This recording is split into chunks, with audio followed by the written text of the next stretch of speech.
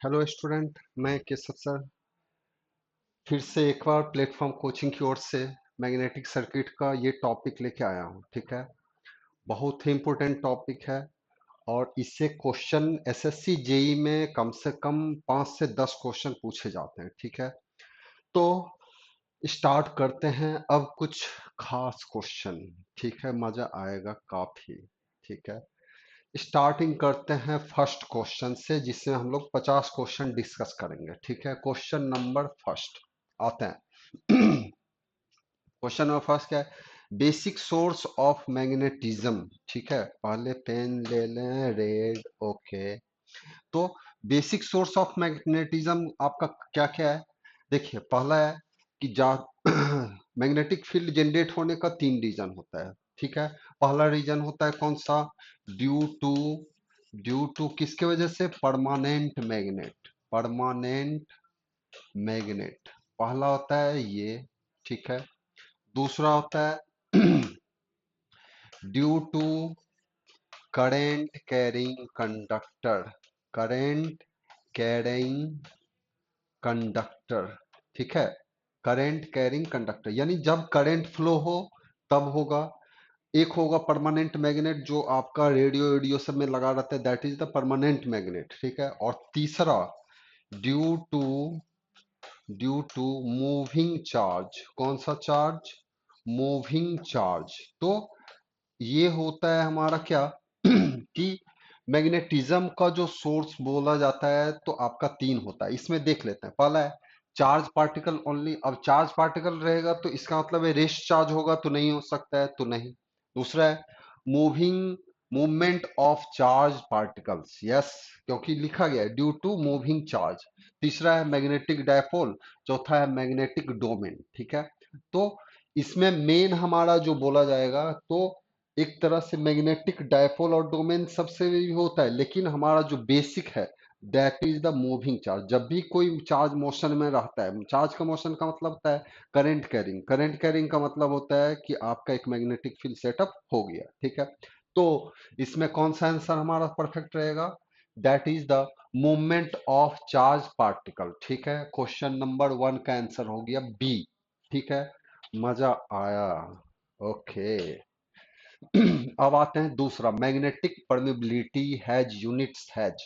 Magnetic permeability has units of में दिया है वे पर मीटर स्क्वायर, वे पर ampere metre, ampere per metre और टेस्ला पर मीटर। ठीक है, तो इसमें हम पढ़े हैं क्या? मैग्नेटिक परमिबिलिटी का अगर हम देखते हैं तो मैग्नेटिक परमिबिलिटी एक्चुअल में हम क्या बोलते हैं? तो मैग्नेटिक परमिबिलिटी में ये लिखते हैं कि ये होता है mu note into mu R. इसको बोला जाता है एब्सोल्यूट परमिबिलिटी। ये क्या है? Absolute permeability. परमिबिलिटी। ठीक है, PILITY। एब्सोल्यूट परमिबिलिटी ये होता है परमिबिलिटी ड्यू टू वैक्यूम, और ये है रिलेटिव परमिबिलिटी। ठीक है, तो इन दोनों का प्रोडक्ट को ही हम बोलते हैं एब्सोल्यूट परमिबिलिटी। तो ये है रिलेटिव परमिबिलिटी। Relative permeability. और आपका ये होता है परमिबिलिटी ड्यू टू वैक्यूम। किसके वजह से? Due to vacuum. ठीक है, यानी ये हमारा रिलेटिव परमिबिलिटी क्या दिखाता है कि मैग्नेटिक मटेरियल कौन सा है? एयर है, दैट इज द पैरामैग्नेटिक के लिए 1 होता है, फेरोमैग्नेटिक के लिए काफी ज्यादा होता है 500 1000 अकॉर्डिंग टू मैग्नेटिक मटेरियल जैसा जैसा रहता है। तो ये है परमिबिलिटी, ये भी है मैग्नेटिक मटेरियल को ही शो करता है। लेकिन अगर आपका कोई मीडियम नहीं है तो भी एक मीडियम होगा वैक्यूम। वैक्यूम मीडियम के लिए भी तो एक आपका मटेरियल का मान लिया जाता है ना, तो उसका मान ही हमारा होता है म्यू नोट। इस म्यू नोट का मान जो बोलता है हम कितना होता है 4 pi into 10 to the power -7। ठीक है, ये है परमिबिलिटी ड्यू टू वैक्यूम, निर्वात के वजह से जो आपका मैग्नेटिक मटेरियल होता है। तो इसका हमको पता करना है यूनिट। यूनिट हमारा क्या है? Weber per metre square, weber ampere turn, ampere per metre या टेस्ला पर मीटर। ठीक है, तो इसमें हम अगर देखें तो क्या होना चाहिए? ठीक है, तो देखिए, इसके लिए अगर हम यूनिट निकालते हैं तो B बराबर हम पढ़ते क्या है? Mu note mu R into H, ये रिलेशन पढ़े होंगे, मैग्नेटिक फ्लक्स डेंसिटी और मैग्नेटिक फील्ड इंटेंसिटी के बीच में रिलेशन, ठीक है, ये रिलेशन आप पढ़े हैं। तो हमारा एक्चुअली यही है क्या, परमिबिलिटी। अब इस म्यू का मान हम लिखेंगे कितना, बी बटे एच। अब बी को हमारा किस में मेजर करते हैं, टेस्ला में। एच को हमारा करते हैं एम्पियर टन पर मीटर, ठीक है, एम्पियर टन पर मीटर। यानी एच का यूनिट क्या है, एम्पियर टन पर मीटर, ठीक है, यानी मीटर ऊपर चला जाएगा। तो ये एम्पियर टर्न है, ये एक्चुअली ये एम्पियर पर मीटर समझिए। तो ये हो गया क्या, टेस्ला इंटू मीटर बटे एम्पियर, ठीक है, tesla into metre into this, ठीक है। तो इसमें अगर हम यहां से ये करके देखें, एम्पियर है ये, एम्पियर, ठीक है। अब ऑप्शन में दिया है क्या, कि ये आपका लेना है वेबर पर एम्पियर इंटू मीटर, ठीक है, वेबर पर एम्पियर इंटू मीटर। अब इसमें हम अगर चेक करें, टेस्ला मीटर पर एम्पियर होना चाहिए, टेस्ला मीटर पर एम्पियर नहीं है, ठीक है। तो अब हम क्या करेंगे, तो इसका मतलब है ये फॉर्म से नहीं निकाल सकते, तो हम क्या करते हैं, इस बी का मान को हम लिख सकते हैं, बी क्या है, फ्लक्स बटे एरिया। बी का मान क्या होता है, फ्लक्स बटे एरिया। तो इसमें हम अगर ये चेंज करके करें, बी बाय एच में हम यहां से लिख दें कि ये होता है फ्लक्स बटे एरिया, और ये हो गया एच, यानी ये हो गया एम्पियर बटे एम्पियर टर्न बटे मीटर, ठीक है, ये हो गया इसका यूनिट। ये हो गया फ्लक्स बाय, यानी एम्पियर टन पर मीटर हो गया इसका यूनिट। और बी क्या है, फ्लक्स बटे एरिया। बी बटे फ्लक्स बटे एरिया का मतलब होता है वेबर पर मीटर स्क्वायर गुना, अब देखिए एम्पियर टन पर मीटर, तो मीटर ऊपर चला जाएगा, नीचे आ गया एम्पियर रखिए सिर्फ। तो ये मीटर से ये मीटर खत्म हो गया, क्या आया, weber ampere metre. Weber ampere metre किसमें दिख रहा है, ये है answer, weber weber weber ampere metre, ठीक है, एम्पियर मीटर, कुछ नहीं है, बस रिलेशन हमको पता है, बी बराबर mu H, mu into H, mu हमारा परमिबिलिटी, एब्सोल्यूट परमिबिलिटी बोला जाता है। तो बी को हम लिख सकते हैं फ्लक्स बटे एरिया। फ्लक्स बटे एरिया का मतलब है weber per metre square. H का यूनिट होता है एम्पियर टर्न पर, यानी यूनिट लेंथ पर जो फोर्स लगता है that is known as the H, तो उसको लिखा जाता है एमएमएफ पर यूनिट लेंथ। तो एमएमएफ का यूनिट होता है एम्पियर टर्न, लेंथ का यूनिट होता है मीटर, तो हम लिखेंगे एम्पियर टर्न पर मीटर। अब इसको अगर हम फ्लक्स का यूनिट वेबर रख दें, एरिया का यूनिट मीटर स्क्वायर रख दें, अब ये एम्पियर टर्न पर मीटर है तो मीटर ऊपर चला गया, ये से ये कट गया, आ गया क्या, वेबर पर एम्पियर मीटर, ठीक है। आंसर इज बी, कोई दिक्कत इसमें नहीं होना चाहिए, ये भी बहुत ही अच्छा क्वेश्चन था, ठीक है। आते हैं next example for diamagnetic material, ठीक है। देखिए अब डायमैग्नेटिक मटेरियल के लिए हमारा इसमें क्या बोलते हैं, कि डायमैग्नेटिक मटेरियल क्या होता है कि ऐसा मैग्नेटिक मटेरियल जिसमें मैग्नेटिक फील्ड का अट्रैक्शन बिल्कुल नहीं हो, ठीक है, that is the diamagnetic material. तो इसमें से हमारा क्या दिया, अल्कली मेटल, दूसरा दिया ट्रांजिशन मेटल, फेराइट्स। तो इसमें एक एक करके बोले, ट्रांजिशन मेटल होता है फेरस, कोबाल्ट, निकेल, इस तरह का होता है, तो ये सब तो मैग्नेटिक मटेरियल में, ठीक है, ये सब मैग्नेटिक। ट्रांजिशन मटेरियल आता है कि आपका पीरियोडिक टेबल में ट्रांजिशन मटेरियल में क्या आता है, ये सब है, फेरस, कोबाल्ट, निकेल, ये सब होता है ट्रांजिशन। ट्रांजिशन मेटल का मतलब होता है जिसका वैलेंसी चेंज होता हो, ठीक है। तो जैसे बोलते हैं फेरस और फेरिक, दोनों में डिफरेंस है, दोनों के वैलेंसी में डिफरेंस होता है, that is known as the transition metal, ठीक है। तो ये है अल्कली मेटल, बोला जाता है कि फर्स्ट ग्रुप, पीरियोडिक टेबल का फर्स्ट ग्रुप में आता है हाइड्रोजन, लिथियम यानी ये फर्स्ट ए का जो मटेरियल होता है इसी को बोलते हैं अल्कली मेटल, इसी को हम नाम देते हैं क्या, अल्कली मेटल, अल्कली मेटल। तो इसमें hydrogen, sodium, sodium potassium, hydrogen, sodium, potassium, rubidium, caesium, ये सब होता है हमारा आपका कौन सा, अल्कली मेटल, ठीक है। तो रुबिडियम, ये सब, तो ये सब हमारा नहीं है, ये हमारा आपका अल्कली मेटल सब, ये टर्म नहीं बोला जाता इसके लिए, ठीक है। तो इसमें हमारा कौन सा आता है, वो होता है सुपर कंडक्टर। सुपर कंडक्टर के लिए अब हम आते हैं थोड़ा सा, super super conductor. Super conductor हमारा देखते हैं। देखिए सुपर कंडक्टर का मतलब ये कंडक्टर तो है ही, लेकिन ये सुपर कंडक्टर, सुपर कंडक्टर में एक तरह से बोला जाता है कि क्या होना चाहिए, तो एक तरह से लेड आता है, लेड आता है, ये भी सुपर कंडक्टर के फॉर्म में होता है। फिर सुपर कंडक्टर का प्रॉपर्टी क्या रहता है, सुपर कंडक्टर का प्रॉपर्टी ये रहता है कि एब्सोल्यूट लो टेम्परेचर, यानी अगर टेम्परेचर हम लो करें तो उसका रेजिस्टेंस कंप्लीटली जीरो हो जाए, ठीक है। उसका रेजिस्टेंस क्या हो जाना चाहिए, कंप्लीटली जीरो, लेकिन उसमें करंट का फ्लो हो, ठीक है। यानी ऐसा मटेरियल, ऐसा कंडक्टिंग मटेरियल जो कि लो टेम्परेचर यानी एब्सोल्यूट, आपका एब्सोल्यूट टेम्परेचर यानी -273 केल्विन हम बोले, जिस पर हमारा क्या होगा कि कंडक्टर का रेजिस्टेंस कंप्लीट जीरो हो जाता है, लेकिन उसमें करंट का फ्लो हो रहा है। यानी एक सुपर कंडक्टर का सिंपल समझिए कि एट -273 केल्विन पर रेजिस्टेंस का मान हमारा क्या हो जाता है, जीरो। रेजिस्टेंस का मान जीरो, तो इसमें हमारा रेजिस्टेंस जीरो होता है, तो पावर क्या लिखते हैं, I²R, तो ये भी हमारा क्या हो जाएगा, जीरो, ठीक है। करंट जीरो नहीं हो रहा है, current not equal to zero, current का मान जीरो नहीं हो रहा है, लेकिन रेजिस्टेंस का मान जीरो हो जाता है, ठीक है। That is known as the, एक सुपर कंडक्टर का ये प्रॉपर्टी सब बोला जाता है, ठीक है। तो इसमें हमारा क्या है कि ऐसा पार्ट तो ये बोलते हैं सुपर कंडक्टर, ये पार्ट ऐसा रहता है, तो जिसमें डायमैग्नेटिक मटेरियल के जैसे कैसा बिहेव करता है कि अगर ये सुपर कंडक्टर है, ये सुपर कंडक्टर है, तो इसमें आपका इस तरह का मैग्नेटिक प्रॉपर्टी रहता है, मैग्नेटिक फील्ड, ठीक है। ये इस तरह से जाता है, इस तरह का, यानी ये एक दूसरे को रिपेल कर जाता है।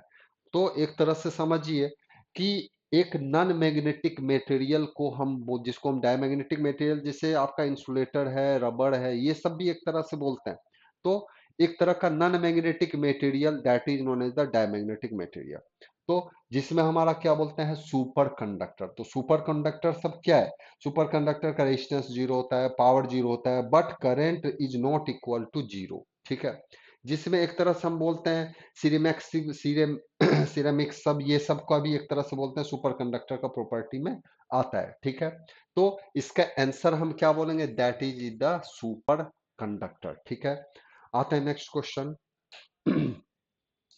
Example of paramagnetic material. Paramagnetic material का एग्जाम्पल अगर हम बोले तो इसका पारामैग्नेटिक मटेरियल का मतलब होता है कि जिसमें हल्का सा मैग्नेटिक इफेक्ट हो, हल्का सा इफेक्ट, ज्यादा नहीं। जैसे एयर है, एयर में, एयर भी एक पारामैग्नेटिक मटेरियल है, क्यों, तो ये जितने भी मैग्नेटिक मटेरियल हैं वो डिस्ट्रीब्यूट किए जाते हैं म्यू आर, ठीक है। इसका मान जिसके लिए वन होता है वो बोला जाता है एज ए पारामैग्नेटिक मटेरियल। ये क्या होता है, पारामैग्नेटिक मटेरियल, ठीक है।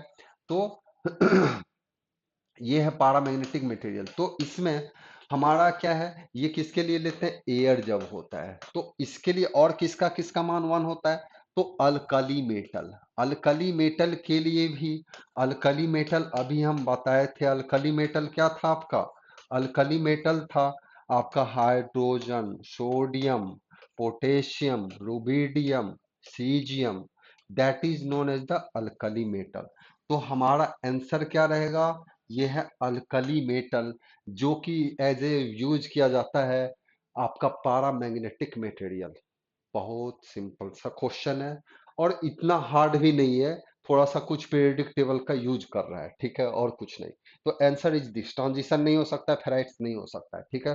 सुपर कंडक्टर हम पढ़े, ये डायमैग्नेटिक है। फिर है एग्जाम्पल ऑफ फेरोमैग्नेटिक मटेरियल। तो फेरोमैग्नेटिक मटेरियल के लिए हमारा सुपर कंडक्टर होगा नहीं, क्योंकि एक नॉन मैग्नेटिक है, रेजिस्टेंस जीरो हो जाता है, कंडक्टर में रिपल्सन होता है मैक्सिमम, इसलिए ये अल्कली मेटल पारामैग्नेटिक है। ये होता है हमारा पारामैग्नेटिक, ये होता है हमारा डायमैग्नेटिक। अब ट्रांजिशन और फेराइट्स में देखिए, ट्रांजिशन, ट्रांजिशन है हमारा फेरो, ट्रांजिशन है हमारा फेरोमैग्नेटिक। और फेराइट्स क्या है, फेराइट्स है oxide of oxide of transition metal, oxide of transition metal, इसी को हम बोलते हैं ये फेराइट्स। तो ऑक्साइड ऑफ ट्रांजिशन मेटल हमारा रहता है जैसे एफ ई ओ, ठीक है, एफ ई ओ। तो कोई भी ट्रांजिशन मेटल लें ऑक्सीजन के साथ में या क्रोमियम के साथ ले लें, ऑक्साइड सबका लेते हैं, तो that is known as the ferrites. तो फेराइट्स आपका क्या है, फेराइट्स का प्रॉपर्टी हमारा फेरोमैग्नेटिक से अलग होता है, ठीक है। ये उतना इफेक्टिव नहीं होता है पारामैग्नेटिक, ये फेरोमैग्नेटिक के जैसा बिहेव नहीं करता है, इसमें काफी कम अट्रैक्शन रहता है मैग्नेटिक फील्ड का, फोर्स का, ठीक है। लेकिन ट्रांजिशन मेटल में मैग्नेटिक फोर्स का अट्रैक्शन क्या होता है, काफी ज्यादा। तो हम ये क्या बोल सकते हैं, आंसर क्या होना चाहिए इसका, that is the transition metal. Transition metal में हमारा क्या है, फेरस, कोबाल्ट, निकेल, ये सब है हमारा ये।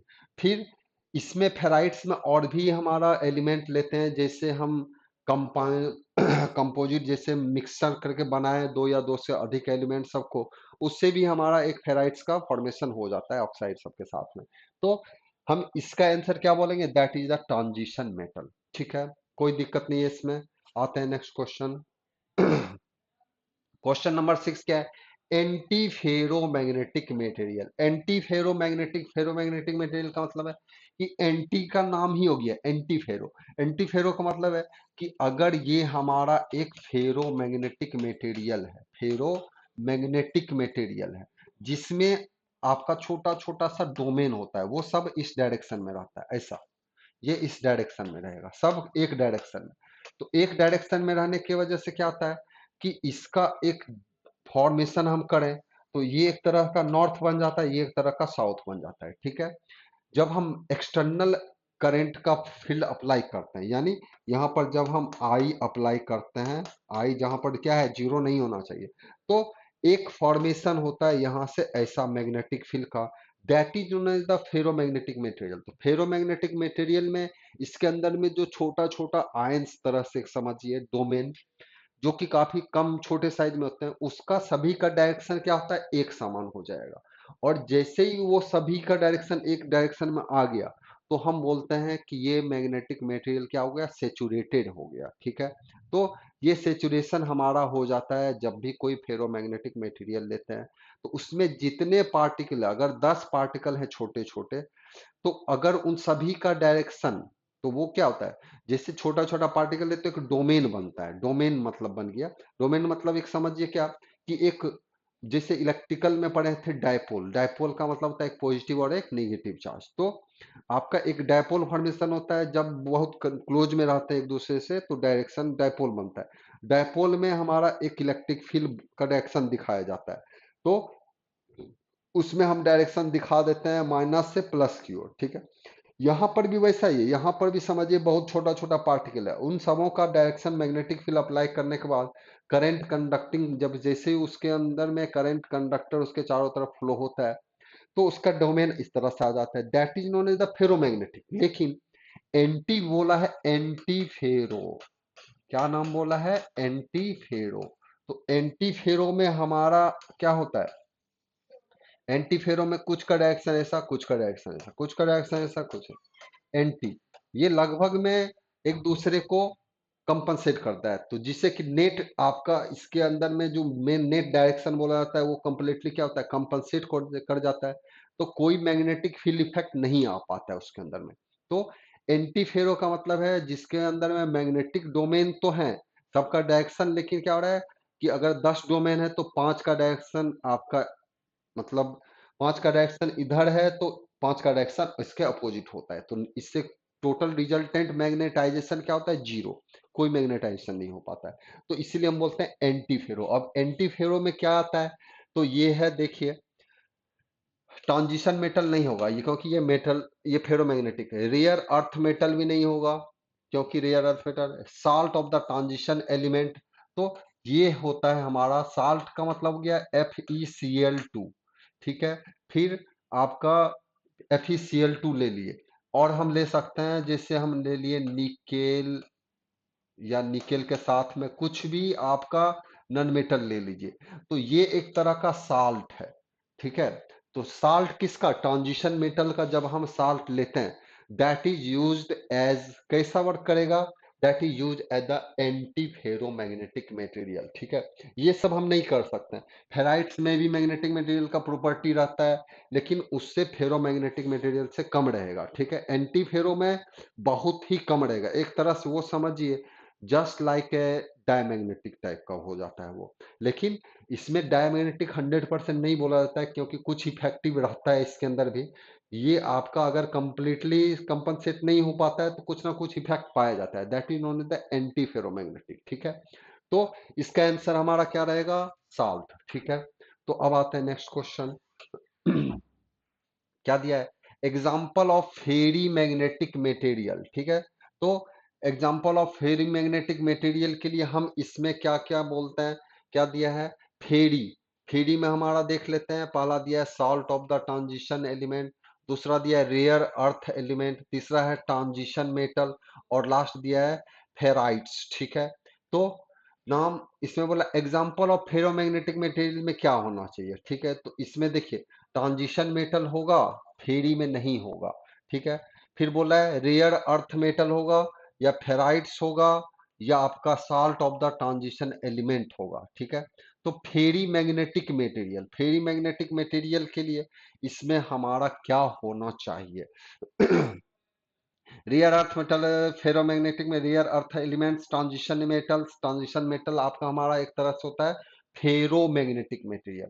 तो फेरी में हमारा क्या होता है, एक तरह से हम बोलते हैं फेराइट्स। ठीक है, फेराइट्स ये एक तरह का फेराइट। ट्रांजिशन एलिमेंट अभी देखे, salt of the transition element हमारा क्या होता था, एंटी फेरी, एंटी फेरो। ठीक है, तो हम इसके लिए हम क्या बोल देते हैं, ये होगा आपका फेराइट्स। ठीक है, नेक्स्ट आता है, बोला है मैग्नेटिक ससेप्टिबिलिटी पैरामैग्नेटिक मटेरियल का क्या होता है। पहले तो आप ये समझ लीजिए कि ससेप्टिबिलिटी होता क्या है। ठीक है, ससेप्टिबिलिटी होता क्या है, ससेप्टिबिलिटी आपका जो बोलते हैं, ससेप्टिबिलिटी, ससेप्टिबिलिटी किसके लिए, पैरामैग्नेटिक डायमैग्नेटिक, ये तो ये सिंपल में एक सिंबल होता है, ये ऐसा लिखते हैं, जिसका फॉर्मूला लिखते हैं म्यू आर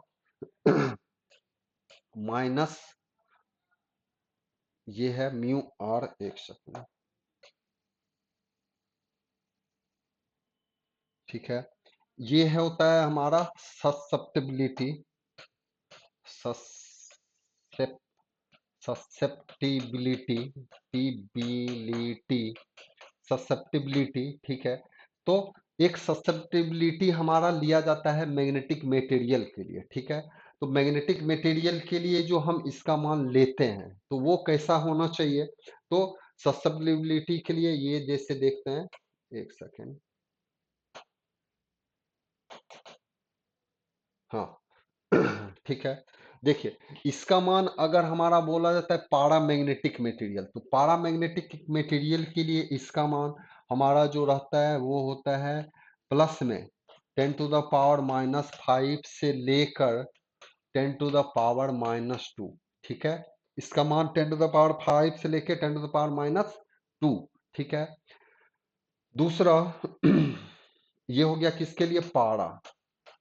ठीक है, अगर हमारा बोला जाता डाया के लिए, तो ये आता है डाई के लिए -5, ये निगेटिव में आता है, ये किसके लिए आता है, डाई मैग्नेटिक के लिए। फिर तीसरा आता है किसके लिए, कि फेरोमैग्नेटिक, फेरोमैग्नेटिक के लिए इसका मान कितना आता है, 10⁻5, ये होता है फेरो।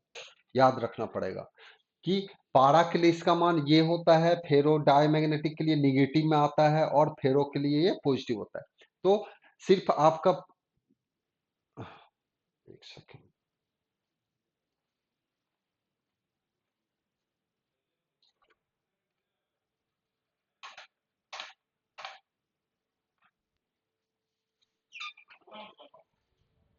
अरे वो चार्ज नहीं है था क्या, कहाँ गया, चार्ज नहीं है, वो ऑफ हो गया।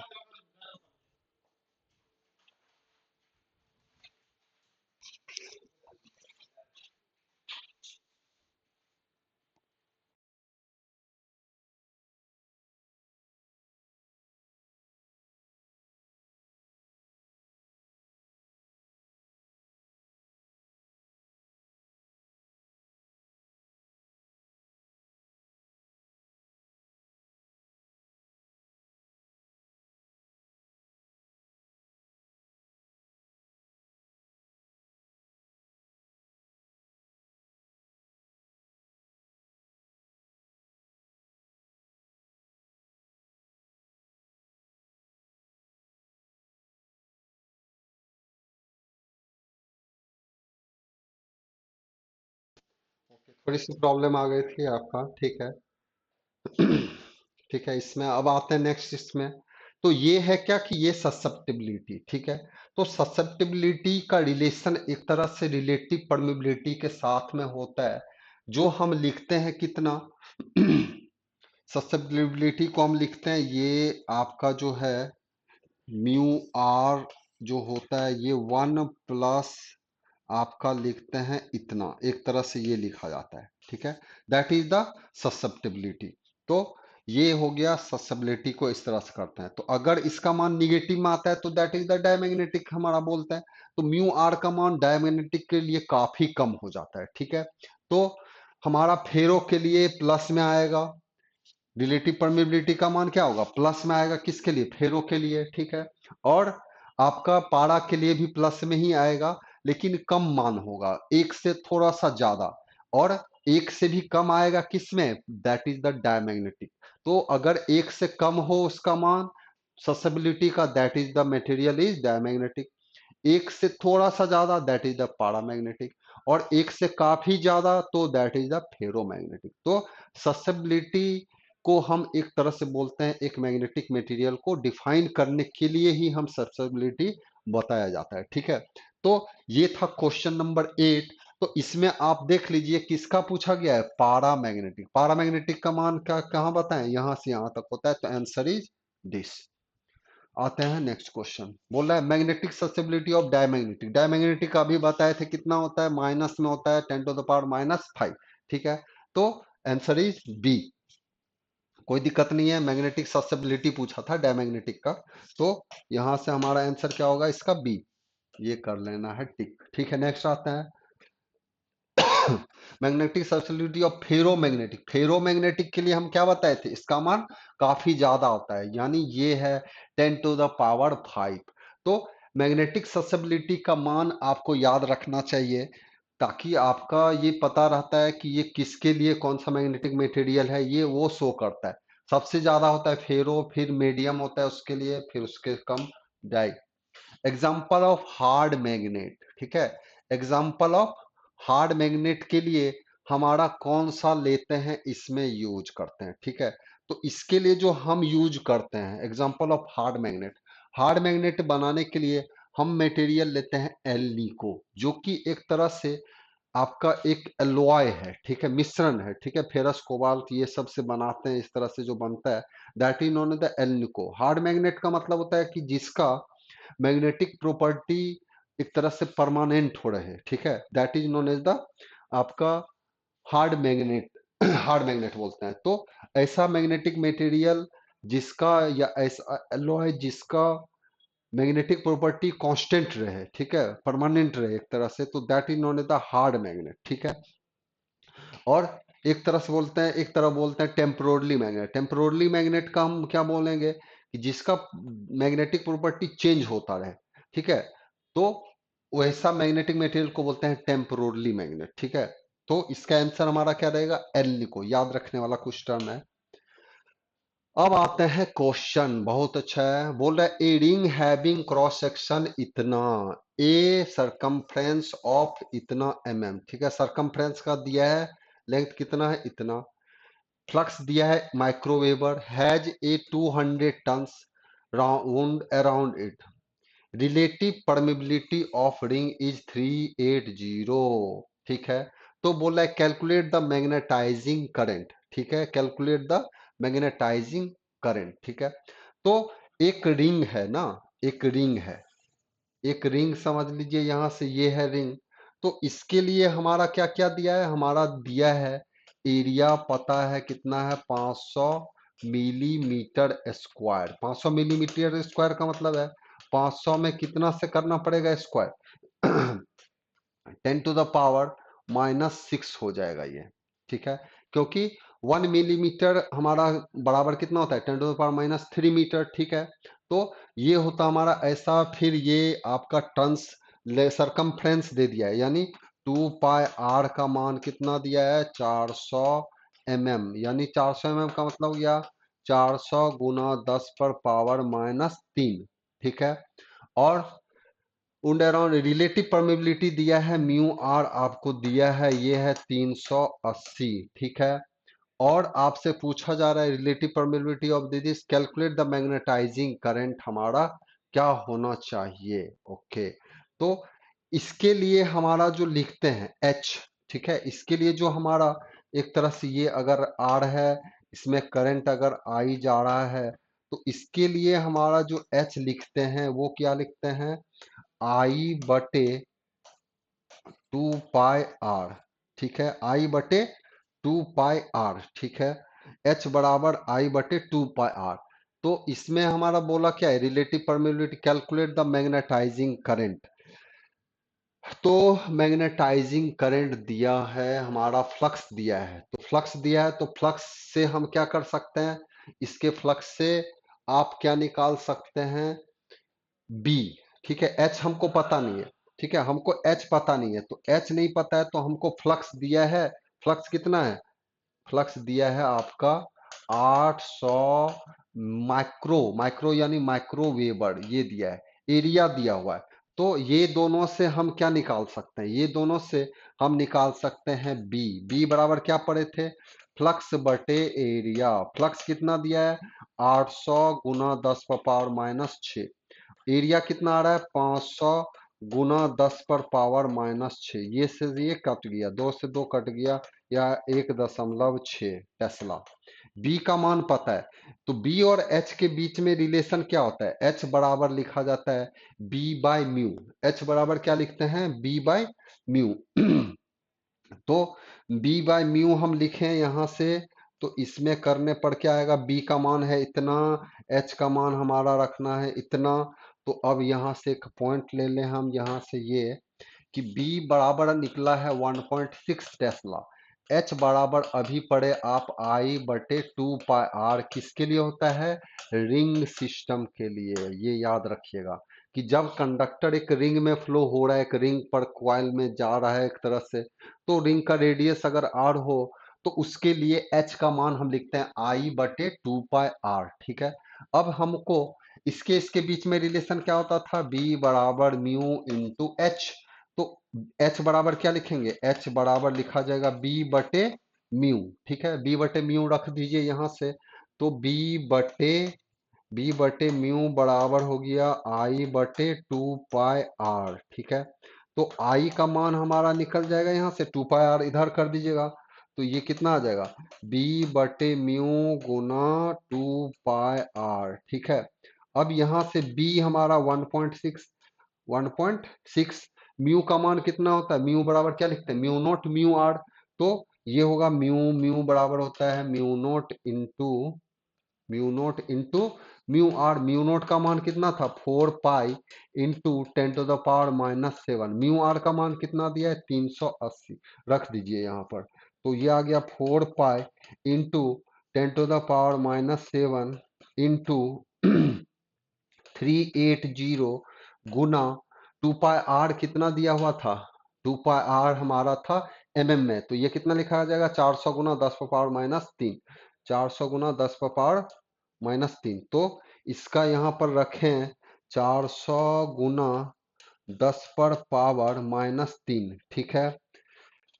अब कटने वाला कुछ टर्म है, 400 गुना 10 पर पावर -3, सरकमफ्रेंस दिया हुआ है ना, सरकमफ्रेंस है, ये सरकमफ्रेंस दिया है 400 यानी ये लेना है इतना, ठीक है।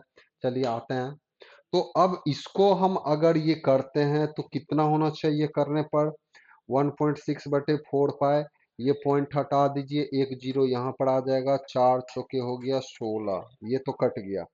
अब हमारा क्या आ रहा है, ऊपर आ रहा है 400 1600 गुना 10 पर पावर -3, तो ये आ रहा है इतना। तो इसको अगर हम करें यहाँ से, तो कितना हो रहा है, ये हो रहा है 1600 गुना 10 पर पावर -3 बटे ओहो, बटे कितना आ रहा है, पाई गुना 10 पर पावर -7 गुना 3800, पाई गुना 10 पर पावर -7 गुना 3800, ये है ना, इतना है आपका। तो यहां से क्या कैंसिल होगा, 2 जीरो से 2 जीरो खत्म। ठीक है, 2 जीरो से 2 जीरो खत्म। अब हमारा क्या हो गया, 38 बटे ये, यानी अब ये ऊपर चला जाएगा, ये से ये कट जाएगा, तो ये आपका ऊपर हमारा कितना बच जाएगा, 10 का पावर माइनस प्लस में 4, क्योंकि ये ऊपर जाता तो 10 का पावर 7, 10 का पावर 7 में से 10 का पावर -3 कम हो गया तो बचा 10 का पावर 4। तो हमारा क्या रहा है, 16 गुना 10 का पावर 4 बटे इतना, तो 16/38 पाई गुना 10 का पावर 4। इसको अगर हम ये करके निकालें करंट इसमें, तो ये कितना होना चाहिए, ये हम देख लेते हैं। 16, 16 पर 1 2 3 4 डिवाइड कर दें इसको, कितना 38 से, बराबर आ गया इतना, फिर डिवाइड कर दें 3.14 से, तो 1340, 1340 आंसर में हमारा क्या रहा है, 1340, यानी एक तरह से 1340 एम्पियर टन। तो कैलकुलेट द मैग्नेटो, अच्छा मैग्नेटो मोटिव फोर्स, अच्छा ये था ना, रिलेटिव परमिबिलिटी दिया था 380, आपको सिर्फ इसमें एच का मान निकालना था। ठीक है, एच का मान, ठीक है, मैग्नेटो मोटिव फोर्स निकालना था ना। ओके, ठीक है, तो ओह सॉरी।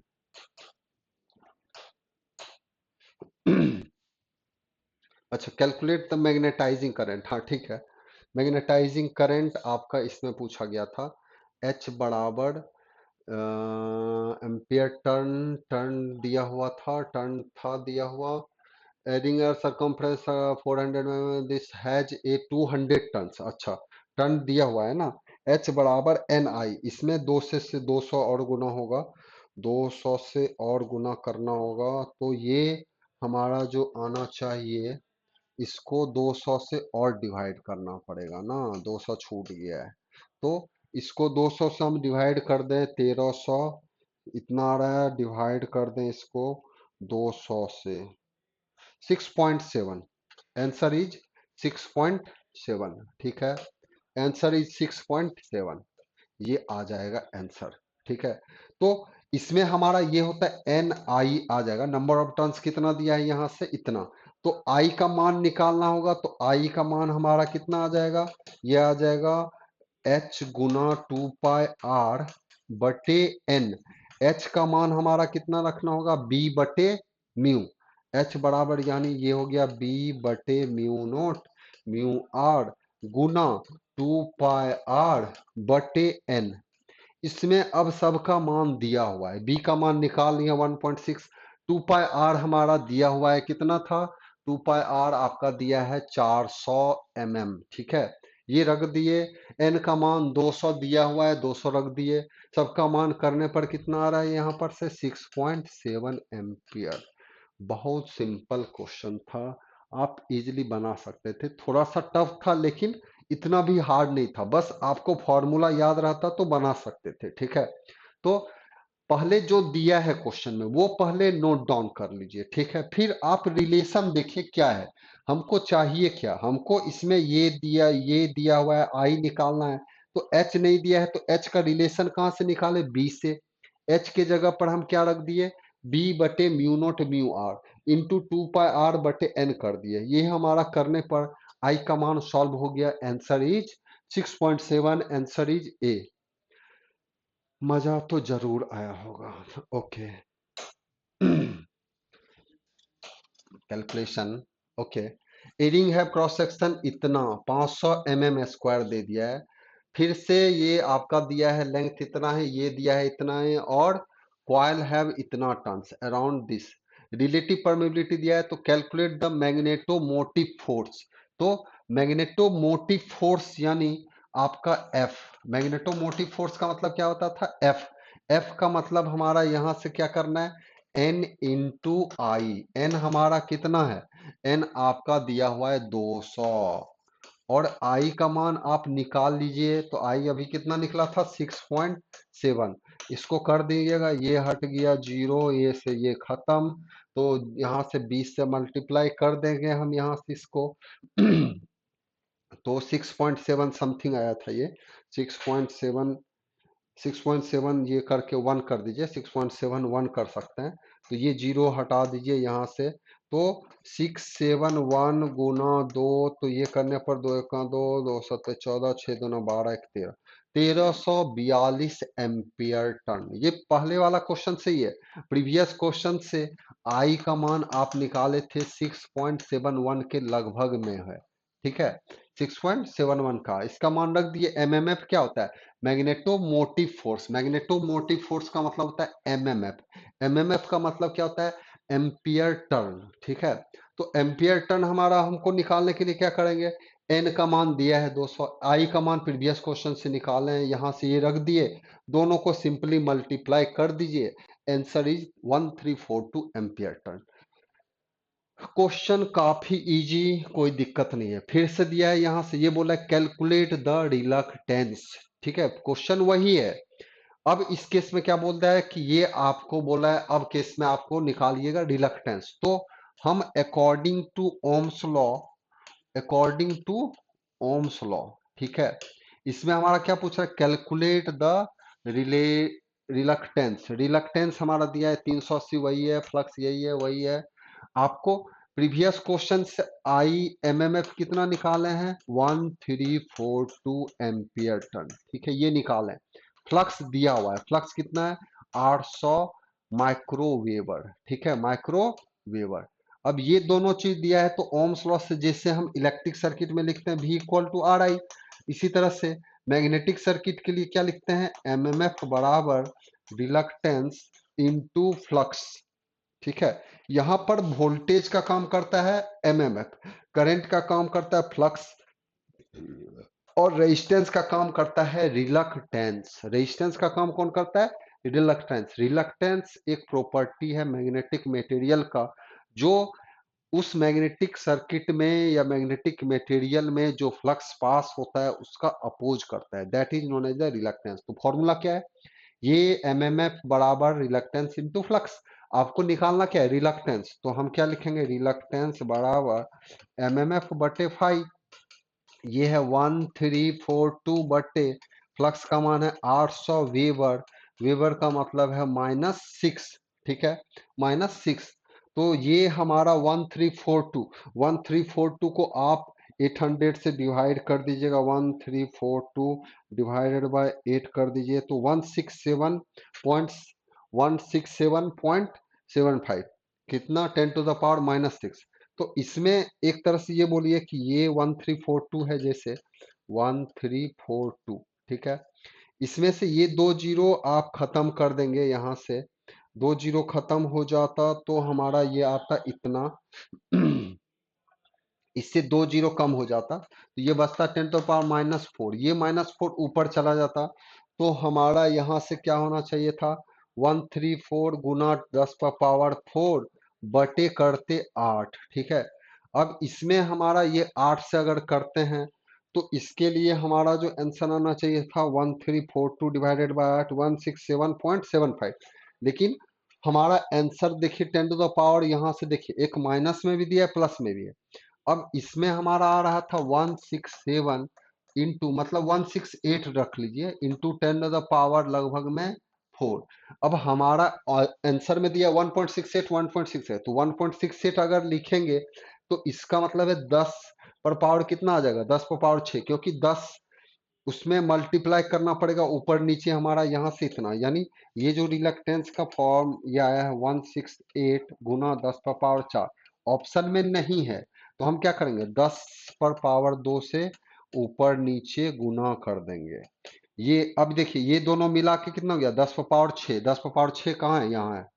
फिर 10 पर पावर 2 से इसको भागा दे दीजिए, इस पार्ट को, तो 168 भागा 100 गुना 10 पर पावर 6, ये आ गया, ये आ गया कितना? 1.68 गुना 10 पर पावर 6। आंसर कौन सा हो गया यहाँ से?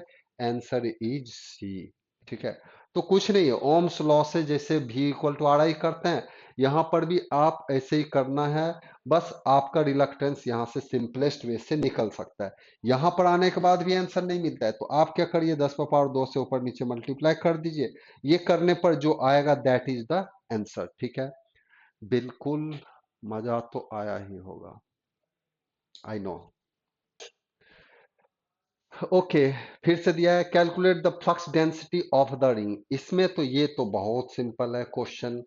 इसमें क्वेश्चन सब में देखिए दिया है, ring have a cross section 500, reference ये, फिर आपका टर्न्स दिया है इतना, फ्लक्स दिया है इतना, सरकमफ्रेंस दिया है इतना। हमारा यहाँ से सिंपल पूछा क्या है, फ्लक्स डेंसिटी।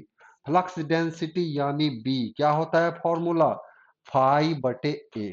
फ्लक्स बटे एरिया को ही हम क्या बोलते हैं, फ्लक्स डेंसिटी। ठीक है, तो फ्लक्स हमारा दिया है कितना है 800, एरिया कितना है 500, ये -6 है, और ये हमारा होगा 10⁻⁻6, ये भी हो जाएगा। ठीक है, ये से ये कट गया, ये से ये खत्म, ये आ गया 1.6 टेस्ला आंसर। हमको और सब का जरूरत ही नहीं है, हमको फॉर्मूला क्या है, फ्लक्स बटे एरिया। ठीक है, एक ही क्वेश्चन से हम 3-4 क्वेश्चन का पैटर्न दिखा दिए कि एक क्वेश्चन से कितना वो बनाता है, पूछ सकता है। तो आप उस क्वेश्चन का एक आपका रेफरेंस क्वेश्चन मैंने लिया फर्स्ट, उससे देखिए कितना क्वेश्चन बेस्ड आपका कर दिया हूं मैं। ठीक है, तो यहां से भी ये फ्लक्स डेंसिटी आपका कितना आ गया 1.6 टेस्ला, आंसर इज ए।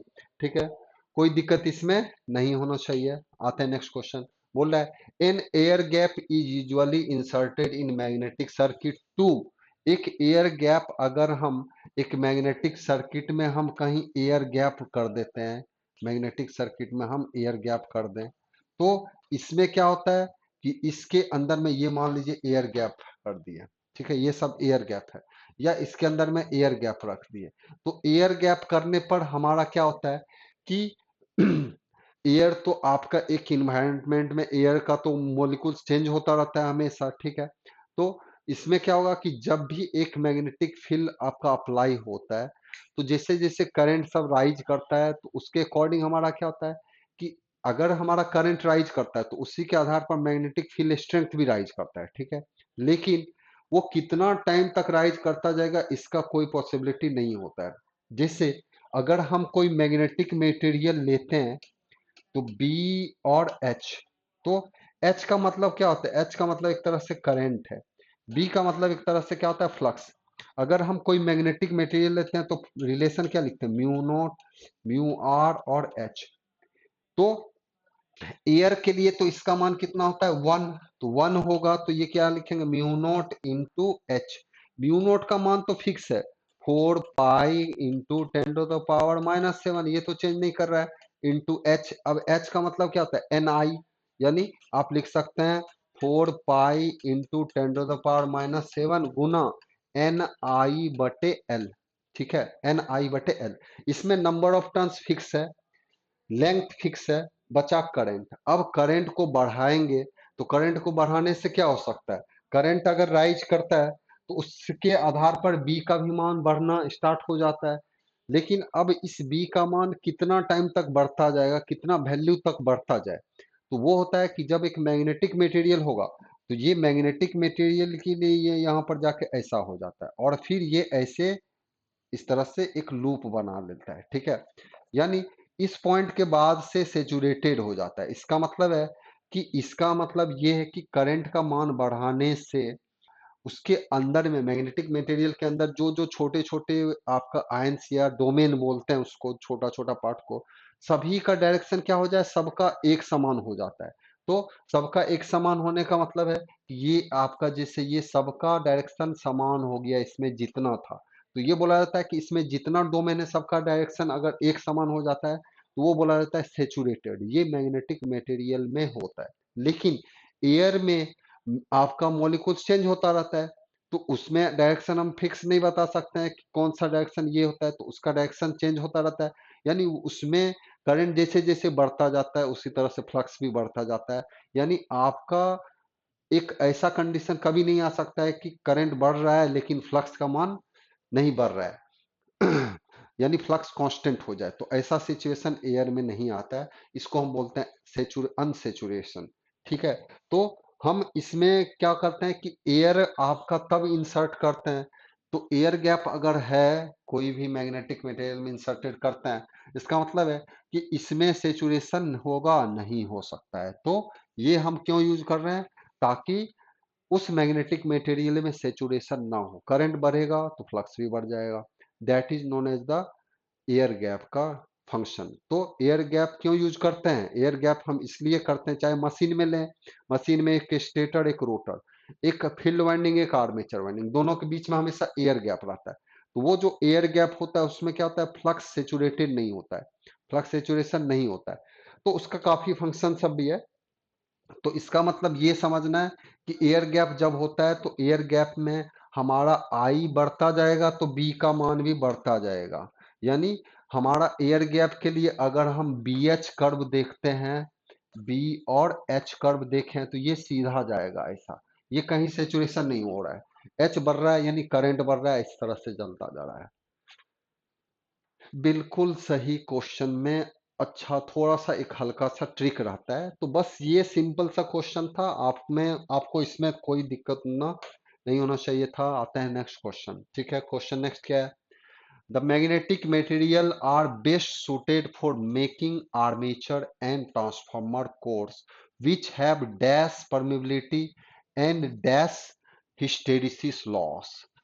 अब आपका ये है कि इसमें हमारा आता है कि परमेबिलिटी एक्चुअली में आपका क्या शो करता है। परमेबिलिटी के लिए हम बोलें कि एक मैग्नेटिक मटेरियल हम कौन सा लें, मैग्नेटिक मटेरियल कौन सा लें, किसके लिए? आर्मेचर को बनाने के लिए और ट्रांसफार्मर का कोर बनाने के लिए। ठीक है, तो हम ऐसा मटेरियल लेना चाहेंगे ताकि हमारा क्या हो, लॉसेस कम हो। ये तो पहला टर्म होना चाहिए, यानी लॉसेस कोई भी हो रहा हो, चाहे हिस्टेरिसिस हो चाहे पावर लॉस हो रहा है, ये तो हमारा लो ही होना चाहिए। लॉस का मतलब है जो हमको नहीं मिला, दैट इज द लॉस। ठीक है, तो लॉसेस में तो लो होना ही चाहिए। अब परमेबिलिटी देखते हैं। परमेबिलिटी के लिए हम क्या बोलते हैं कि एमएमएफ बराबर पड़े थे रिलक्टेंस इनटू फ्लक्स। ठीक है, अब रिलक्टेंस का जो फॉर्मूला लिखते हैं ना, वो एक्चुअल में फॉर्मूला लिखा जाता है म्यू नोट इनटू दिस। अब ये रिलक्टेंस हमारा ज्यादा हो सकता है अगर मान लीजिए ये दोनों को हम कांस्टेंट रख दें, इसको क्या कर दें हम, कांस्टेंट। तो अगर हमारा ये कांस्टेंट है तो अगर ये परमिबिलिटी का मान बढ़ेगा तो ये घट जाएगा। तो हम चाहेंगे क्या कि इसमें कोई भी मैग्नेटिक मटेरियल में रिलेटिव रिलक्टेंस का मान क्या होना चाहिए, कम। कम कब हो सकता है, जब हम परमिबिलिटी ज्यादा करें। परमिबिलिटी का मतलब होता है रिलेटिव परमिबिलिटी का मान क्या करें, ज्यादा रखें। अगर ज्यादा नहीं रखेंगे तो इसका मान काफी ज्यादा हो जाएगा और वो बहुत ही ज्यादा फ्लक्स का अपोज करेगा। फ्लक्स का अपोज ज्यादा हो जाएगा तो वो आपका कम हो जाएगा, एमएमएफ सब का मान कम हो जाता है। तो हम इसके लिए क्या बोलेंगे कि इसके लिए हमारा रिलक्टेंस का मान यानी परमेबिलिटी का मान क्या होना चाहिए, बहुत हाई। ये हाई परमेबिलिटी होना चाहिए। और लो क्या होना चाहिए, लॉसेस। हिस्टेरिसिस लॉस हम बोलेंगे कि हिस्टेरिसिस लॉस क्यों होता है कि एक जब भी एक मैग्नेटिक फील्ड चेंज करता है, ठीक है, जब भी एक करंट चेंज करता है, जैसे साइनोसॉइडल वेव है, वो क्या होता है, चेंज होता रहता है। ठीक है, अब जैसे ही करंट चेंज होता है तो मैग्नेटिक फील्ड भी चेंज होता है।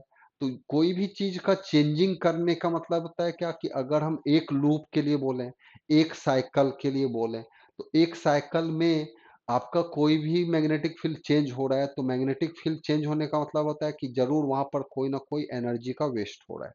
ठीक है, क्योंकि अगर कोई कार चल रहा है और सडनली रोका जाए तो वो क्या होगा, आपका काइनेटिक एनर्जी से आपका वो रेस्ट कंडीशन में जा रहा है, इसका मतलब है वहां पर एनर्जी आपका लग रहा है, एनर्जी चेंजिंग होगी आपका काइनेटिक एनर्जी। ठीक है, तो एक तरह का लॉसेस जो है यहाँ पर वो है मैग्नेटिक फील्ड के चेंज होने की वजह से, हिस्टेरिसिस लॉस। तो ये लॉसेस हमारा क्या होना चाहिए, सर्किट में कम होना चाहिए। तो इसके लिए हमारा आंसर क्या रहेगा, high permeability low hysteresis loss. तो हाई परमेबिलिटी और लो हिस्टेरिसिस लॉस किसमें आ रहा है, आंसर इज सी। ठीक है, तो ये था हमारा ये क्वेश्चन नंबर 17। आते हैं next question. Conductivity is analogous to. ठीक है, तो नाम क्या दिया हुआ है, कंडक्टिविटी। ठीक है, तो कंडक्टिविटी हम पहले पढ़ेंगे, रेजिस्टेंस बराबर लिखते हैं रो एल बटे ए। कंडक्टिविटी यानी इसको बोलते हैं क्या, रेजिस्टिविटी। इसका नाम क्या है, रेजिस्टिविटी। ठीक है, तो रेजिस्टिविटी आता है किसके लिए, रेजिस्टेंस में आता है रेजिस्टिविटी। रेजिस्टेंस के लिए हम नाम क्या बोलते हैं इसका, रेजिस्टिविटी। तो इसका रेसिप्रोकल हम बोलते हैं, दैट इज द बोलते हैं इसका कंडक्टेंस। कंडक्टेंस जिसको हम बोलते हैं 1/r। 1/r करिएगा तो ये क्या आ जाएगा, ए बटे रो इंटू एल, यानी ये आ गया 1/रो ए बटे एल। उल्टा कर दीजिए, रेजिस्टेंस का उल्टा हो गया। इसी 1/r को ही, 1/रो को ही हम बोलते हैं क्या, कंडक्टिविटी। ये क्या बोलते हैं, कंडक्टिविटी। यानी कंडक्टिविटी क्या करता है, ये सपोर्ट करता है, हेल्प करता है, जिसको हम सिग्मा से रिप्रेजेंट कर देते हैं कभी कभी, इससे रिप्रेजेंट करता है सिग्मा। तो conductivity is the reciprocal of resistivity which helps to flow the current. Conductivity resistivity oppose करता है, लेकिन कंडक्टिविटी क्या है, कंडक्टिविटी सपोर्ट करता है। कोई भी मैग्नेटिक मटेरियल, कोई भी कंडक्टिंग मटेरियल में कंडक्टिविटी का फंक्शन क्या है, करंट को सपोर्ट करना। ठीक है, अब इसमें हम बोले कि इसके लिए हमको तो चाहिए था कंडक्टिविटी एनालॉगस। एनालॉगस का मतलब होता है कि कंडक्टिविटी से मिलता जुलता मैग्नेटिक सर्किट में क्या है। मैग्नेटिक सर्किट में भी तो कुछ इस तरह का होगा, जैसे फ्लक्स के लिए करंट आता है, तो इसके लिए हमारा क्या आता है मैग्नेटिक सर्किट में। तो इसके लिए हम पढ़े थे, रिलक्टेंस हमारा आया था 1/दिस इंटू L/A। ठीक है, L/A। तो इसको बोला जाता है रिलक्टिविटी। इसका नाम क्या है, रिलक्टिविटी। रिलक्टिविटी, ठीक है। तो इसका नाम है रिलक्टेंस, इसका नाम है रिलक्टेंस। रिलक्टेंस के लिए रिलक्टिविटी, रिलक्टिविटी क्या करता है, अपोज करता है किसका, मैग्नेटिक फ्लक्स का। सिंपल ये समझिए।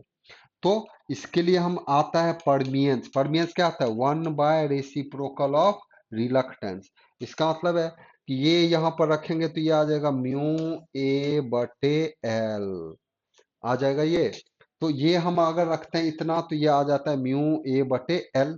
इसका मतलब है ये जो है mu, that is known as the permeance है, इसका नाम होता है परमियंस। परमियंस। तो what is the function of permeance, permeance का फंक्शन है ऐसा, it is the property of the magnetic material which help to flow of किसका, मैग्नेटिक फ्लक्स का, which helps to flow of the magnetic flux. तो permeability क्या होगा, it is also the property of the magnetic material. ये भी magnetic material का property है जो हेल्प करता है किसका, मैग्नेटिक फ्लक्स को फ्लो होने में मदद करता है। ठीक है, बहुत ही सिंपल है। तो यहां से इसका नाम क्या हो गया, परमेबिलिटी। परमिबिलिटी। तो जैसे कंडक्टेंस के लिए कंडक्टिविटी आया था, उसी तरह से मैग्नेटिक सर्किट में रेजिस्टेंस के जगह रिलक्टेंस, रेजिस्टिविटी की जगह रिलक्टिविटी, कंडक्टेंस के जगह परमियंस, और कंडक्टिविटी की जगह परमिबिलिटी। तो आंसर क्या होगा, परमिएबिलिटी। देखिए, रिटेंटिविटी नहीं, रेजिस्टिविटी नहीं, permeability. Yes, answer is C. तो आंसर क्या रहेगा, permeability. Conductivity is analogous to this. तो मैग्नेटिक सर्किट में एक तरह से एक याद रखने के लिए रखिए, एनालॉगस का मतलब होता है मिलता जुलता। तो एनालॉगस हमारा ये होता है इलेक्ट्रिक सर्किट, और ये होता है मैग्नेटिक सर्किट। तो मैग्नेटिक सर्किट में ये करंट है तो ये होगा फ्लक्स, ये होता है इलेक्ट्रिक फील्ड तो ये होता है मैग्नेटिक फील्ड। ये मैग्नेटिक फील्ड, यहाँ पर हम वोल्टेज लेते हैं, यहाँ पर लेते हैं एमएमएफ। ये यानी ये होता है ईएमएफ, एक तरह से ईएमएफ बोलिए, ईएमएफ। यहाँ से ये है, ये रेजिस्टेंस लेते हैं तो यहाँ पर लेते हैं रिलक्टेंस, यहाँ पर लेते हैं कंडक्टेंस तो यहाँ पर लेते हैं आपका परमियंस। ठीक है, फिर इसमें हम बोलते हैं ये रेजिस्टिविटी लेते हैं तो इसमें लेते हैं रिलक्टिविटी, फिर इसमें लेते हैं आपका यहाँ से 1/, ये सिग्मा लेते हैं कंडक्टिविटी, तो इसमें हम लेते हैं परमिबिलिटी। ठीक है, that is the analogous term of magnetic circuit और इलेक्ट्रिक सर्किट। तो अगर इसमें उल्टा भी पूछ देगा कि what is the analogous of flux, ठीक है, ऑप्शन में इलेक्ट्रिक सर्किट का फ्लक्स का एनालॉगस क्या है, करंट। मैग्नेटिक फील्ड का एनालॉगस क्या है, electric current, electric field. MMF का एनालॉगस क्या है, ईएमएफ। रिलक्टेंस का एनालॉगस रेजिस्टेंस। तो that is the pattern of the question, बिल्कुल सिंपल। ठीक है, आते हैं next. Question number 19. Those materials are well suited for making a permanent magnet which are dash retentivity and dash coercivity. ठीक है, तो इसमें हमारा पहले ये देखिए कि बोला जाता है कौन सा मटेरियल हम लेंगे मैग्नेट को बनाने के लिए, परमानेंट मैग्नेट बनाने के लिए। परमानेंट मैग्नेट बनाने का मतलब होता है कि ऐसा मैग्नेटिक मटेरियल जिसमें एक बार अगर वो परमानेंट बन गया तो वो उसके बाद आप उसमें कि कोई भी मेथड अप्लाई करिए वो डिमैग्नेटाइज ना हो। यानी अगर वो एक बार मैग्नेटाइजेशन हो गया हो, यानी एक बार मैग्नेटिक प्रॉपर्टी अगर वो अचीव कर लेता है, तो वो फिर आपका नॉन मैग्नेट के जैसे आपका काम नहीं करना, यानी वो डायमैग्नेटिक नहीं होना चाहिए या पैरामैग्नेटिक नहीं बनना चाहिए। तो वो फुल्ली मैग्नेटिक बनना चाहिए, फुल्ली मैग्नेटिक हो जाना चाहिए। इसके समझाने के लिए, इसको देखने के लिए हम यहाँ से बी एच लूप लेते हैं। B H loop, B H curve जिसको बोलते हैं। बी एच कर्व में ये हम कर्व ड्रॉ करते हैं तो ये इस तरह का आता है,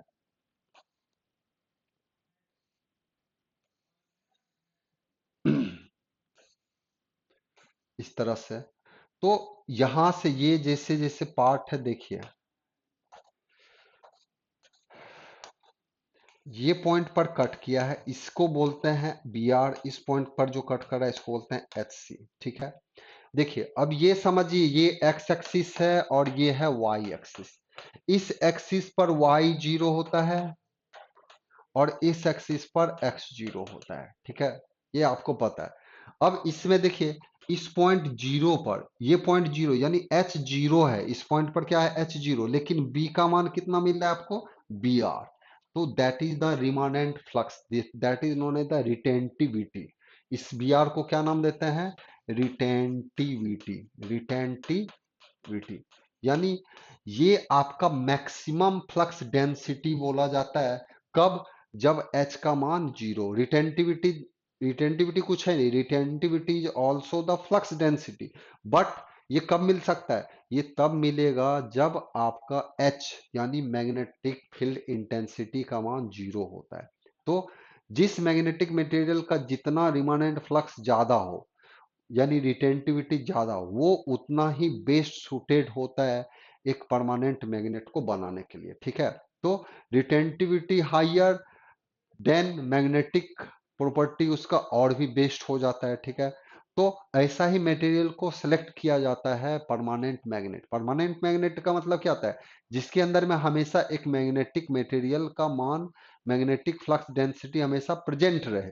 that is known as the retentivity. जितना ज्यादा फ्लक्स डेंसिटी उतना ज्यादा, जैसे सॉफ्ट आयरन सॉफ्ट स्टील सबका कम होता है, हार्ड का थोड़ा और ज्यादा होता है मैग्नेटिक मटेरियल का रिटेंटिविटी।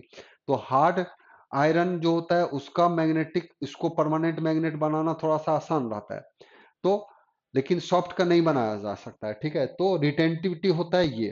तो एक रिटेंटिविटी कब मिलेगा, इस पॉइंट पर हमारा, इस पॉइंट पर हम बोले, इस पॉइंट पर एच का मान क्या होता है जीरो, और बी का मान क्या मिले, बी आर। तो इस बी आर को ही नाम दिया जाता है retentivity. Retentivity that is the flux density, इसी को हम क्या बोलते हैं, फ्लक्स डेंसिटी। ठीक है, अब देखिए यहां से ये पॉइंट एच, इस पॉइंट पर क्या होता है, ये है एक्स एक्सिस पर वाई जीरो। वाई जीरो का मतलब क्या होता है, इस पॉइंट पर बी का मान कितना होगा जीरो, लेकिन एच का मान क्या मिल रहा है, ये निगेटिव डायरेक्शन है ना, निगेटिव डायरेक्शन एच का है। निगेटिव डायरेक्शन एच का मतलब यानी यहां से क्या मिल रहा है एच सी। ये बोलते हैं कि ये कोअर्सिव फोर्स क्या होता है, कोअर्सिव फोर्स एक ऐसा फोर्स है जो एक मैग्नेटिक मटेरियल के अपोजिट में, अपोजिट पोलैरिटी में लगाया जाता है, जिससे कि उसके अंदर का जो भी मैग्नेटिक आपका फ्लक्स डेंसिटी हो वो कंप्लीटली क्या हो जाता है, जीरो। तो ऐसे फोर्स को ही हम क्या बोलते हैं, कोअर्सिव फोर्स। और इस प्रॉपर्टी, इससे जो हमारा मैक्सिमम वैल्यू जो कोअर्सिव फोर्स का होता है, इसी को बोला जाता है कोअर्सिविटी। तो हमारा कोई भी परमानेंट मैग्नेट हो, तो अगर ये फोर्स हम अप्लाई कर दिए उसके क्रॉस, कोई भी मैग्नेटिक मटेरियल है, अगर कोई भी मैग्नेटिक मटेरियल में अगर हम इस फोर्स का मान वहां पर अप्लाई कर दिए अपोजिट डायरेक्शन में, तो उसके अंदर का जितना भी फ्लक्स डेंसिटी होगा वो क्या होगा, कंप्लीटली जीरो। तो कंप्लीटली जीरो हो जाएगा तो फ्लक्स डेंसिटी नहीं हो, तो वो एक आपका मैग्नेटिक मटेरियल के जैसे शो नहीं कर सकता है। इसका मतलब कोई फ्लक्स ही नहीं रहेगा वहां से। इसका मतलब ये हुआ कि हमारा एक परमानेंट मैग्नेट के लिए तो एच सी का मान नहीं होना चाहिए, यानी इसका मान या तो लो बहुत होना चाहिए या जीरो रहना चाहिए। तो हमारा परमानेंट मैग्नेट के लिए क्या कंडीशन हुआ, बी का मान high, retentivity should be high, यानी flux density should be high, B R should be high, H C यानी कोअर्सिविटी, इसी को हम क्या बोलते हैं, कोअर्सिविटी, कोअर्सिव कोअर्सिविटी, ठीक है। तो कोअर्सिविटी का मान क्या होना चाहिए, बहुत ही लो। तो ये हमारा क्या रहेगा, ये होना चाहिए काफी हाई, और ये क्या होना चाहिए हमारा काफी लो, ठीक है। तो आंसर क्या हो जाएगा, रिमनडेंट फ्लक्स डेंसिटी रिटेंटिविटी काफी हाई और coercivity very low, answer is C, ठीक है। क्वेश्चन नंबर 19 आते हैं दिस। बोला है hard steel is suitable for making permanent magnet because, hard steel हमारा सुटेबल है मेकिंग परमानेंट मैग्नेट, क्यों। ऑप्शन दिया है आपका, it has a good residual magnetism, दूसरा दिया its hysteresis loop has larger area, its mechanical strength is high, और its mechanical strength is low, ठीक है। तो एक मैग्नेटिक मैग्नेटिक परमानेंट मैग्नेट के लिए hard magnetic hard steel suitable for making permanent magnet. जब भी परमानेंट मैग्नेट का मतलब हुआ, इसका मतलब क्या समझना है कि उसका रेसिडुअल फ्लक्स डेंसिटी काफी ज्यादा होना चाहिए, ठीक है। रेसिडुअल फ्लक्स डेंसिटी काफी ज्यादा होगा तभी तो वो बन सकता है ना। तो हम इसके लिए हमारा आंसर क्या बोल सकते हैं, it has a good residual magnetism, ठीक है। ताकि इसका यहाँ से रेसिडुअल यानी इसका मतलब है बी आर यानी क्या होना चाहिए, हाई। तो ये हमारा आंसर रहेगा, हार्ड यानी एक परमानेंट मैग्नेट को बनाने सबके लिए, ठीक है। Answer is this. बोल रहा है find the magnetic field intensity due to a solenoid of length इतना हैविंग 30 टर्न्स एंड करंट इतना, ठीक है। तो हमारा पूछा क्या, मैग्नेटिक फील्ड इंटेंसिटी मतलब है ये एच, एच का फॉर्मूला क्या होता है, MMF per unit length, MMF मतलब हो गया एन आई बटे एल। एन का मान दिया है, सब कुछ दिया है, एन का मान कितना है 30, गुना करंट कितना है 1.5 बटे लेंथ कितना है 12 सेंटीमीटर, 12 गुना 10 पर पावर -2, एक पॉइंट हट गया, ये 10 नीचे आ गया यहाँ से ऐसे।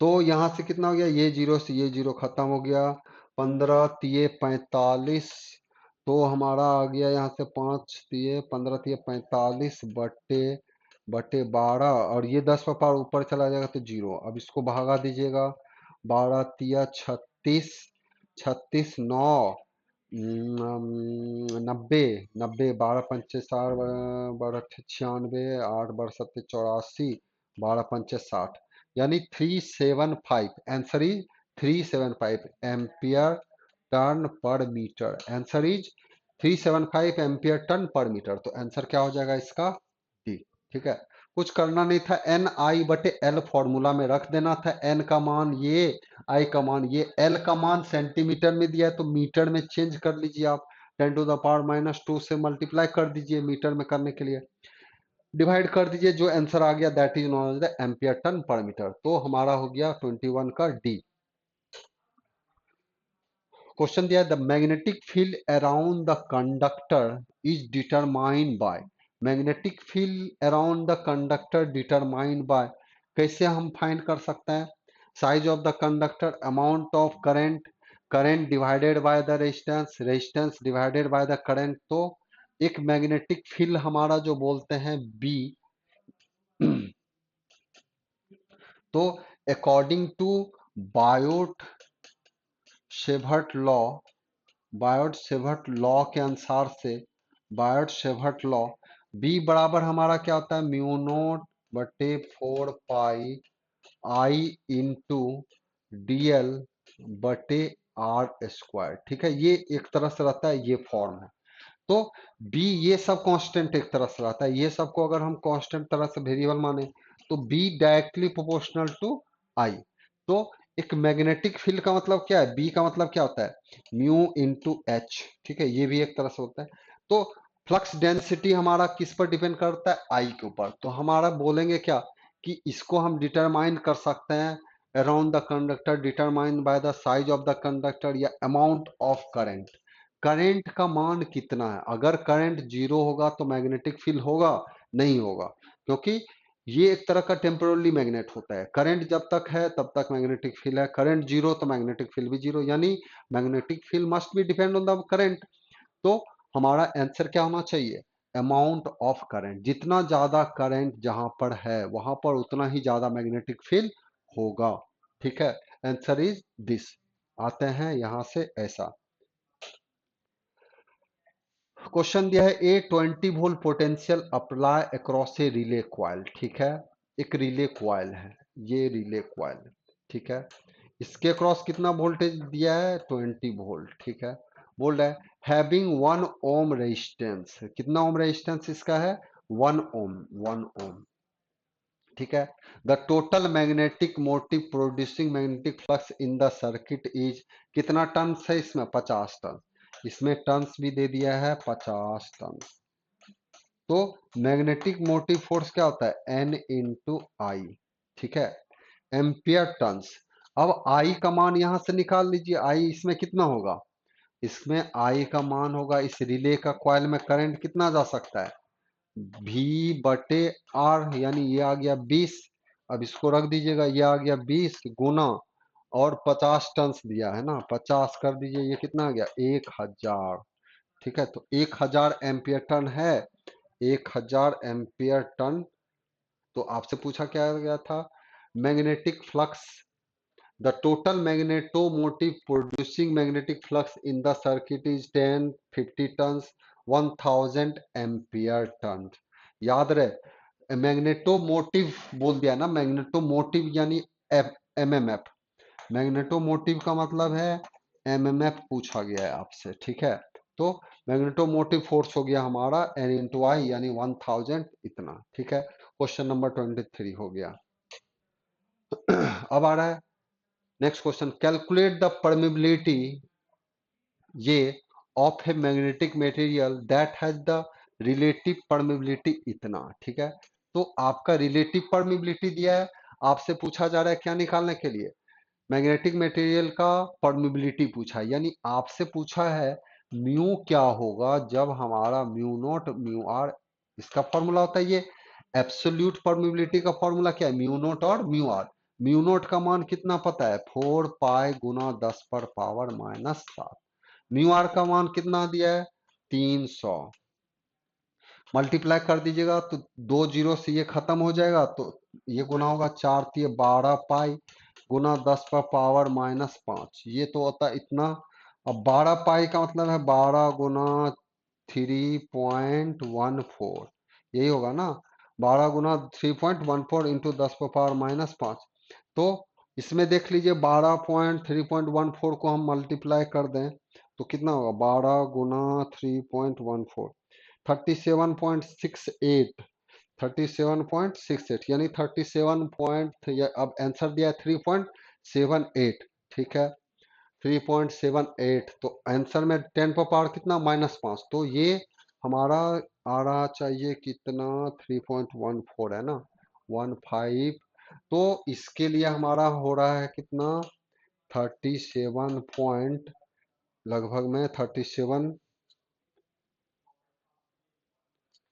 एक सेकेंड, 37 पॉइंट, ये 8 कर लीजिए यहाँ पर। ठीक है, गुना 10 पर पावर -5, लेकिन यहाँ पर ऑप्शन में क्या है कि इसमें हमारा ऑप्शन में दिया है कि 10 पर पावर ये है, लेकिन यहाँ पर 10 पर पावर -6, 10 पर पावर -3, 10 पर पावर, अब हमारा इसमें हमको तो लाना है 3 पॉइंट समथिंग में, तो इसमें 10 से ऊपर नीचे गुना कर दीजिए। करने पर क्या होगा, ये 10 इसमें मल्टीप्लाई होगा तो ये कितना बनेगा, 10 पर पावर -4, यानी 10 पर पावर -4, तो ये हो जाएगा, और इसको भागा दे दीजिए 10 से तो कितना आएगा, 3.78, यानी आंसर इज आपका 3.78 गुना 10 पर power this, answer is this.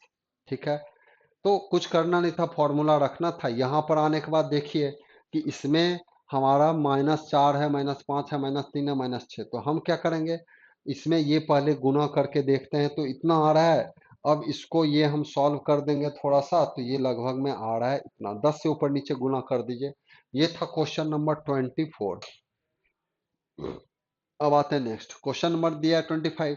A 6 volt battery is connected across a solenoid of 100 turns having resistance इतना 2 ohm, calculate the number of ampere turn. ठीक है, तो टन्स दिया है, ये सब फिर से वही है क्वेश्चन सिंपल सा। तो calculate the number of ampere turns, ampere turns पूछा है आपका। तो यहां से एम्पियर टन यानी एमएम में पूछा है, यानी एन इंटू आई। एन कितना दिया है आपका 100, आई का मान कितना रख दीजिए 6 वोल्ट बटे 2 ओम, तो 6/2 हो गया वोल्टेज बटे रेजिस्टेंस, तो ये कितना आ गया 300 एम्पियर टन। ठीक है, answer is this. 25 number is completed. Question में कुछ तो जरूर थोड़ा सा हल्का सा मजा आ रहा होगा कि चलिए ठीक है, एम्पियर टर्न ये सब तो सिंपल सिंपल फॉर्मूला पर है, बन जाएगा। ज्यादा हार्ड उतना भी नहीं रखना है आपको, बस यहाँ पर से ध्यान रखना है कि ये सब जो क्वेश्चन है ये आपका किस तरह से रखता है। ठीक है, देखिए अब हमारा क्या, what is the usual value of leakage coefficient for electrical machine. ठीक है, लीकेज कोफिशिएंट को एक तरह से हम बोलते हैं एक तरह का लीकेज फैक्टर। ठीक है, तो लीकेज फैक्टर हमारा क्या होता है कि अगर हमारा जैसे ये पार्ट है और ये है इतना, तो ये समझिए कि अगर यहां से कोई फ्लक्स जाता है, ये फ्लक्स है, कुछ फ्लक्स होता है बाहर चला गया, ये बोलते हैं लीकेज। ये कौन सा फ्लक्स हो गया, लीकेज फ्लक्स। और जो इसमें आ गया, यहां से चला यहां आ गया, तो इसको बोलते हैं यूजफुल फ्लक्स। तो अगर हमारा एक नॉर्थ से साउथ में जो फ्लक्स गया, अगर ये बाहर चला गया, ये सब फ्लक्स इसमें नहीं गया, तो ऐसा फ्लक्स को हम बोलते हैं लीकेज। और जो नॉर्थ से डायरेक्ट साउथ में चला गया उसको बोला जाता है यूजफुल फ्लक्स। तो लीकेज फैक्टर जो एक तरह से बोलते हैं ना, लीकेज फैक्टर ये होता है यूजफुल फ्लक्स बटे टोटल फ्लक्स, यूजफुल बटे टोटल। तो इसी को हम बोलते हैं लीकेज फैक्टर, लीकेज फैक्टर। ठीक है, लीकेज फैक्टर। ठीक है, तो इसमें अगर हम यहां से ये करें, सॉरी ये रिवर्स करना है, ये इधर और इसको इधर कर देना है। ठीक है, यानी टोटल बटे यूजफुल करना था, टोटल बटे यूजफुल। ठीक है, तो टोटल बटे यूजफुल हमारा क्या होगा, यानी टोटल फ्लक्स का मतलब है कि टोटल जो है ये टोटल बटे यूजफुल। इसका मतलब है टोटल तो हमेशा ज्यादा होगा किससे, टोटल का मतलब होता है यूजफुल प्लस लीकेज, दोनों फ्लक्स जब रहेगा तो हम बोलेंगे टोटल फ्लक्स। अब टोटल फ्लक्स हमारा, अगर टोटल फ्लक्स यूजफुल फ्लक्स बराबर हो जाए, इसका मतलब लीकेज नहीं हो रहा है। लेकिन कहीं भी ऐसा टर्म नहीं हो सकता है, क्योंकि कुछ ना कुछ फ्लक्स एयर में जाता ही है हमेशा। ठीक है, तो लीकेज होगा। तो इसका मान हमारा क्या है, टोटल का मान ज्यादा है यूजफुल से, तो इसका मान 1 से तो ज्यादा हमारा बोल सकते हैं, क्योंकि ये हमेशा जब इससे ज्यादा है तो इसका मतलब कितना ज्यादा है, तो 1 से ज्यादा है। 1 से ज्यादा का मतलब है इसमें हमारा क्या है 0.5 से नहीं, 1 से लेके 5 तक, ये भी एग्जैक्ट नहीं है, 5 से बहुत ज्यादा हो गया। इसका मान एक अप्रोक्सीमेटली बोलते हैं 1.15 से लेके 1.25 तक एक तरह से लिया जाता है leakage coefficient of electrical machine. ठीक है, तो 1 से थोड़ा सा ज्यादा रहता है, लेकिन ज्यादा उतना भी ज्यादा नहीं होना चाहिए। अगर ज्यादा लीकेज ही होने लगेगा तो हमारा क्या बोलेंगे, ये वैल्यू हमारा लगभग में यूजफुल के बराबर होना चाहिए, यानी 1 के आसपास रहता है तो वो सही है। लेकिन अगर 1 से काफी ज्यादा आ रहा है, इसका मतलब है लीकेज फ्लक्स ज्यादा हो रहा है ना, तो हमारा उसका मान 5 से 10 नहीं हो सकता, 1 से 5 भी नहीं ले सकते हैं, 0.5 से 1 नहीं हो ही होगा ही नहीं। आंसर इज 1.5 से लेके 1.25। तो ज्यादा भी नहीं होना चाहिए और ज्यादा कम भी नहीं हो सकता है। ठीक है, आंसर इज आपका डी। ठीक है, बोल रहा है question, the B H curve of dash is not a straight line. बोल रहा है the B H curve of dash is not a straight line. किस पार्ट के लिए स्ट्रेट लाइन होता है, तो एयर के लिए बी एच जो कर्व होता है ये होता है एयर के लिए। एयर, एयर क्या है, एयर है पारा मैग्नेटिक मेटेरियल। और डायमैग्नेटिक सबके लिए या जो भी मटेरियल है वो एक तरह से वो लूप बनाता ही नहीं है, क्योंकि वो मैग्नेटिक मटेरियल ही नहीं है उसमें, चाहे आपका कितना भी करंट उस पर अप्लाई कर दे।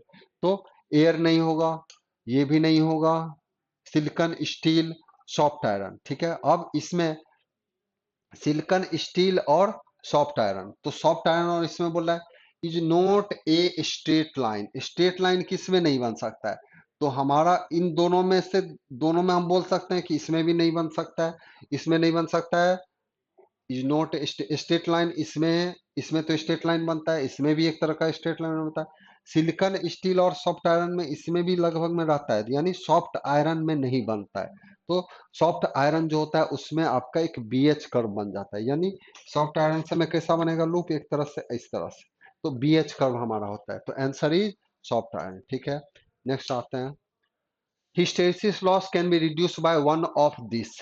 ठीक है, hysteresis loss reduce by one of the following, तो इसमें हमारा कौन सा होना चाहिए जिससे कि हम हिस्टेरिसिस लॉस को बढ़ा सकते हैं। पहला दिया है increasing MMF of the circuit, दूसरा दिया है यूजिंग मटेरियल नैरो हिस्टेरिसिस लो, यूजिंग फेरोमैग्नेटिक कोर, फिर लेमिनेटिंग द मैग्नेटिक सर्किट।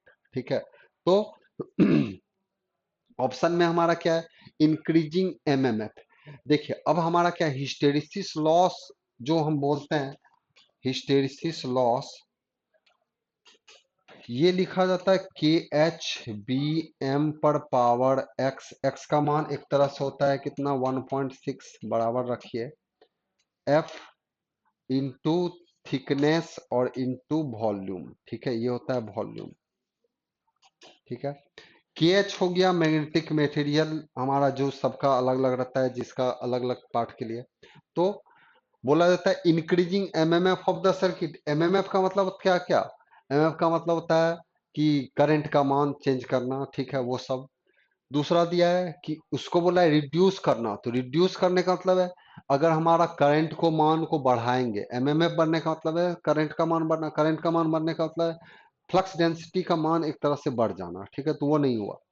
बोला है using material narrow hysteresis loop, यानी ऐसा मटेरियल जिसका नैरो हिस्टेरिसिस लूप हो। यस, ये तो सही लग रहा है। हिस्टेरिसिस लूप जिसका कम होगा उसका उतना ही ज्यादा हिस्टेरिसिस लूप कम होगा, तो उसका उतना ही हिस्टेरिसिस लॉस कम होगा, यानी ये जिसका ज्यादा बनेगा, ये जिसका ज्यादा होता है, ठीक है, उसका उतना ज्यादा हिस्टेरिसिस लॉस होता है। फिर है यूजिंग फेरोमैग्नेटिक कोड, नहीं, फेरोमैग्नेटिक का ज्यादा होता है, मैग्नेटिक फेरोमैग्नेटिक मटेरियल का बीएच कर्व बहुत बड़ा बनता है, तो ये बहुत बड़ा बनेगा तो हिस्टेरिसिस लॉस और हुए होता है। फिर होता है लेमिनेटिंग द मैग्नेटिक सर्किट। देखिए अब लेमिनेशन, एक्चुअल में जो लेमिनेशन हम करते हैं, तो लेमिनेशन करते हैं ईडी करंट लॉस को कम करने के लिए, तो हमारा लेमिनेशन से उस पर उतना इफेक्ट नहीं पड़ता है जितना कि हिस्टेरिसिस लॉस अगर लूप कम हमारा होगा यूजिंग मटेरियल जिसका नैरो हिस्टेरिसिस लूप बनता हो, तो एक तरह से सॉफ्ट आयरन सबका जो होता है ना उसमें नैरो हिस्टेरिस बनता है, तो हम बोलेंगे क्या कि इसके लिए जो बेस्ट ऑप्शन होगा वो हमारा होना चाहिए ये लेमिनेटिंग द मैग्नेटिक सर्किट। हम किसको कम करने के लिए करते हैं, to reduce eddy current loss. Eddy current हमारा ये होता है कि कोई भी मैग्नेटिक मटेरियल में जब एक करंट जाता है उसके अंदर में एक इडी करंट सेटअप होता है अपने आप, उसके वजह से वो कोर भी हीटेड होता है, तो वो जो अगर ज्यादा हीटेड हो रहा है तो उसमें हम लेमिनेशन कर देते हैं ताकि इडी करंट लॉस का मान कम हो जाए। ठीक है, तो हमारा इसका आंसर क्या हो जाएगा, आंसर इज बी। ठीक है, आते हैं नेक्स्ट क्वेश्चन।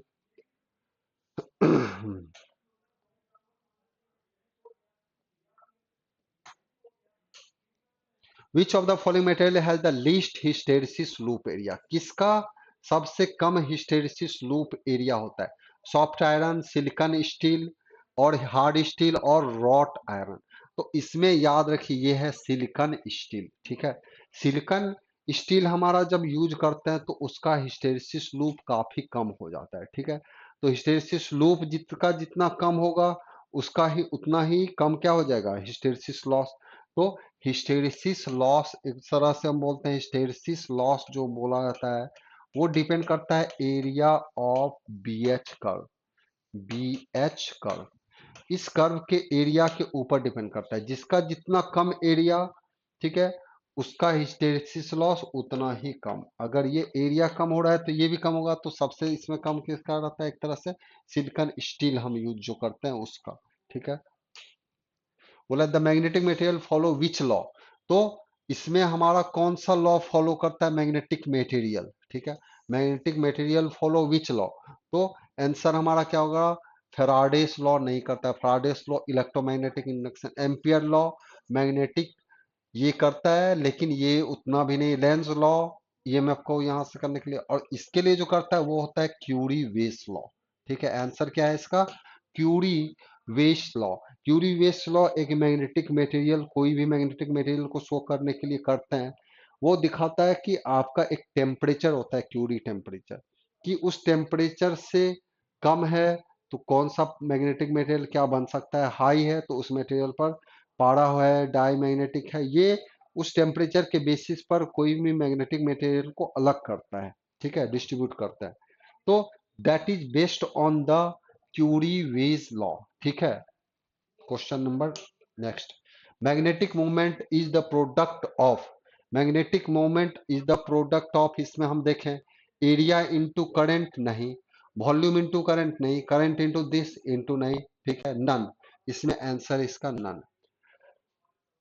तो मैग्नेटिक मूवमेंट हम आपका क्या बोलते हैं, एक तरह से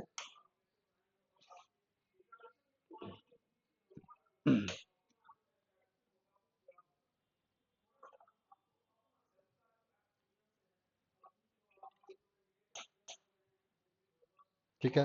देखिए मैग्नेटिक मूवमेंट होता है कि जैसे इलेक्ट्रिकल डायपोल मूवमेंट पढ़ते थे, तो dipole movement, electrical dipole movement क्या था, उसमें ये देखे थे कि डायपोल मूवमेंट हमारा क्या था कि जब आपका दो स्मॉल चार्जेज हो, बहुत ही नजदीक में क्लोज में रखा जाए, तो उसका जो मूवमेंट लिखा जाता था दोनों का, किसी एक चार्ज का मैग्नीट्यूड और उसके बीच का डिस्टेंस, ठीक है। तो यहाँ पर भी वैसा ही चीज है, किसी एक करंट जो आपका होगा, किसी एक का पार्ट वहां से लेने पर जो हम लिखते हैं वहां से वो, और फिर उसका दोनों का प्रोडक्ट, एक तरह से is the product of area और करंट को मल्टीप्लाई करें या वॉल्यूम इनटू करंट को करेंगे तो ये, ठीक है।